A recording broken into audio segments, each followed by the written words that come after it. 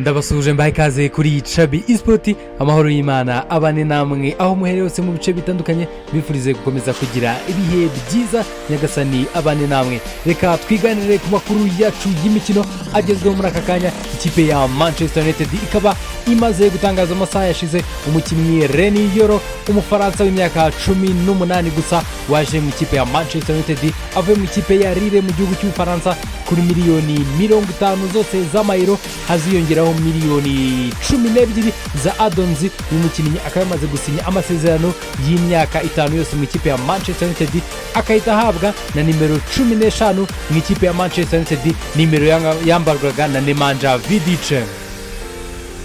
Naho ku rundi ruhande ikipe ya Manchester United ikaba yamaze kurekura mu gihugu cy'Ubufaransa umugabo w'umwataka bamwita Mason Greenwood, umukinnyi ukiri mutoya cyane w'imyaka 23, akaba yekeje muri Olympique Marseille mu gihugu cy'Ubufaransa. Uyu mugabo akaba yaguzwe miliyoni 30 zose z'amayero, akaba yamaze no guhabwa nimero 10 mu ikipe ya Olympique Marseille. Uyu mugabo akaba yasinye amasezerano y'imyaka 5, bikaba yashiremo Kroos ivuga ko uyu mugabo nagurishwa muri imyaka 5 ye ya mbere Man United izafataho 50%. Tugikomeje mu ikipe ya Manchester United irimo amakuru menshi cyane muri iyi minsi. Ikipe ya Manchester United ku munsi w'ejo nibwo yatandukanaga n'umugabo witwa Richard wari umazemo imyaka igera kuri 24 yose.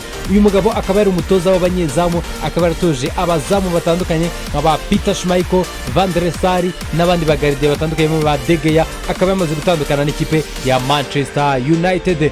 Mu ikipe ya Borussia Dortmund ikaba nayo yamaze kwerekana uyu mugabo w'umunyagine bamwita Segu Girassi. Uyu mugabo akaba yamaze kujya mu ikipe ya Borussia Dortmund, akasinye amasezerano azamugeza mu mwaka wa 2028. Uyu mugabo wasinye ikipe avuye mu ikipe ya VSP Stuttgart n'ubundi yo mu gihugu cy'Ubudage, akaba yerekeje mu gihugu akanubundi akomeje mu Budage mu ikipe ya Borussia Dortmund nk'umukinnyi umwataka wabo mushya. Naho ikipe ya Manchester City ikaba yaje kunyarukira mu gihugu cy'Ubufaransa ikaza kugura umukinnyi w'umunyabrazil kuri miliyoni 21 zose z'amayero mu ikipe ya Troyes. Uyu mukinnyi bakaba bamuguze muri ikipe ya Troyes mu gihugu cy'Ubufaransa. Uyu mugabo akaba bamuguze 21 ariko zishobora kuzajya kuri miliyoni 33,600 za add-ons azagenda ashirwa bitewe nuko azagenda yitwara muri ikipe akamwita Savio. Naho umukinnyi Pierre-Emerick Aubameyang umunyagabo wakiniraga ikipe ya Marseille mu gihugu cy'Ubufaransa, nawe akaba yamaze kwerekanwa n'ikipe ya Al-Qadasa mu gihugu cya Saudi Arabia, akaba agiye gukina muri Saudi Pro League, akaba yasinye amasezerano azamugeza muri 2026. ari umwataka mushya mu ikipe ya Al-Qadasa. Uyu mugabo akazaba akorera miliyoni 40 zose z'amayero muri contract afite y'imyaka 2. Naho Jose Mourinho no gukomeza kwikundira abakinnyi babirabura bakomoka ku mugabane wa Afrika, uyu mugabo akaba yamaze gutira mu ikipe ya Al Ahly muri Saudi Arabia. Uyu mugabo akaba yamaze gutira umukinnyi wita Arese Maxime wamenyekanye cyane mu ikipe ya Newcastle mu gihugu cy'Ubwongereza. Uyu mukinnyi waruri muri Saudi Pro League akaba yajoininze ikipe ya Fenerbahce iri gutozwa n'umutoza Jose Mourinho, umutoza mushya wayo w'ikipe. Indi breaking news ikomeye, umukinnyi wakinaga ikipe ya Juventus Dortmund bamwita Adrien Rabiot n'umukinnyi ukina hagati mu ikipe y'igihugu y'Ubufaransa yarari no muri Euro n'ikipe y'igihugu y'Ubufaransa. Uyu mukinnyi akaba yamaze gutandukana n'ikipe ya Juventus, ikaba yamaze no kubitangaza ko uyu mugabo atazongera amasezerano mu ikipe ya Juventus Dortmund. Uyu mugabo akaba yamaze gusezerana n'ikipe ya Juventus Dortmund. Kuri ubu uyu mugabo akaba ari free agent, akaba yifuza gukina muri Premier League mu makipe atandukanye ngo nizo nzozi ze z'uyu mukinnyi. Naho dukomeje mu gihugu cya Espagne, umugabo wahoze akinira ikipe ya FC Barcelona ukubu akaba yarakinaga sezo ishize ikipe ya Espanyol Barcelona, rutahizamu nimero 9 wahoze akinira FC Barcelona waje gusimbura ba Luis Suarez. Uyu mugabo akaba yamaze kugera mu ikipe ya Olympiacos Ropre mu Bugereki bamwita Martin Braithwaite, akamaze kumvikana n'ikipe akaba agiye kuyisinyira.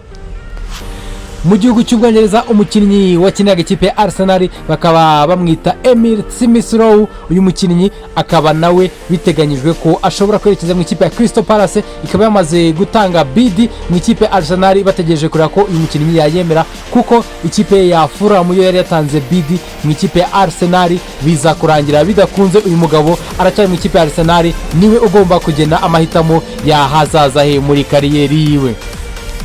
Naho ubu tuvugana umugabo wahoze ari umukinnyi ukomeye bamwita Cesc Fabregas, umwespanyol, akaba yamaze gusinya amasezerano azamugeza mu mwaka wa 2028 mu ikipe, amasezerano azamugeza mu mwaka wa 2020 mu ikipe ya Como. Akaba yiteguye gukora akazi, akaba ari n'ikipe afitemo imigabane we n'umukinnyi witwa Thierry Henry. Uyu mugabo akaba akomeje no gusinyisha abagabo batandukanye Rafael Varane ndetse n'abandi bakinnyi bakomeye agenda yifuza ko bamujoininga muri ikipe ya Como yazamutse mu cyiciro cya mbere mu gihugu cy'Ubutaliyani. Naho mu ikipe ya Bayer Leverkusen eruka kwegukana igikombe cya shampiyona, ikaba yamaze gusinyisha umugabo w'umufaransa n'umukinnyi ukina inyuma ku ruhande rw'iburyo bamwita Martin Ter. Uyu mugabo akaba yamusinyishije bamukuye mu ikipe ya Rennes mu gihugu cy'Ubufaransa kuri miliyoni 22 zose z'amayero, akazaba ari umukinnyi mushya w'ikipe ya Bayer Leverkusen yamaze kumusinyisha. Naho mu gihugu cy'Ubwongereza inkuru ikomeje kuvuga cyane mu ikipe ya West Ham United. Ikipe ya West Ham iri gutozwa n'umugabo w'umwespanyol, akaba ari gushakisha bikomeye umugabo w'umufaransa ukina hagati mu kibuga bamwita Ngolo Kante. Uyu mukinnyi ikipe ya West Ham ikaba ishaka kumusinyisha imukuye mu ikipe ya El Ittihad mu gihugu cya Saudi Arabia, akaba yaza mu gihugu cy'Ubwongereza, ariko ikipe ikaba yatangaje ko nta gahunda n'imwe ifite yo kurekura uyu mugabo w'umufaransa ukina hagati mu kibuga.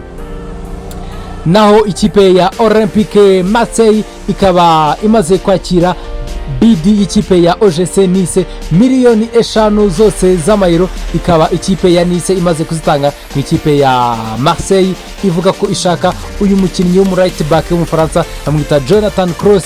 Ikipe ikaba ishaka ko uyu mugabo yazayekezamo kuri miliyoni 4 bahita babahereza, ndetse na addons za miliyoni 1 bitewe nuko yazagenda yitwara. Mu gihugu cya Espagne nyuma yo kwegukana Euro, umugabo witwa Lamine Yamal umwana muto w'imyaka 17 akaba yamaze guhabwa nimero 19 n'ubundi yambaraga mu ikipe y'igihugu ya Espagne. Uyu mukinnyi akaba yishimiye kwambara nimero Messi yatangiriyeho nawe muri FC Barcelone. Mwakoze kudukurikira kuri Chabi Esport, amahoro y'Imana abane namwe, ngenda ari Chabi, mukomeze kugubwa neza. Hasta la vita, shalom shalom.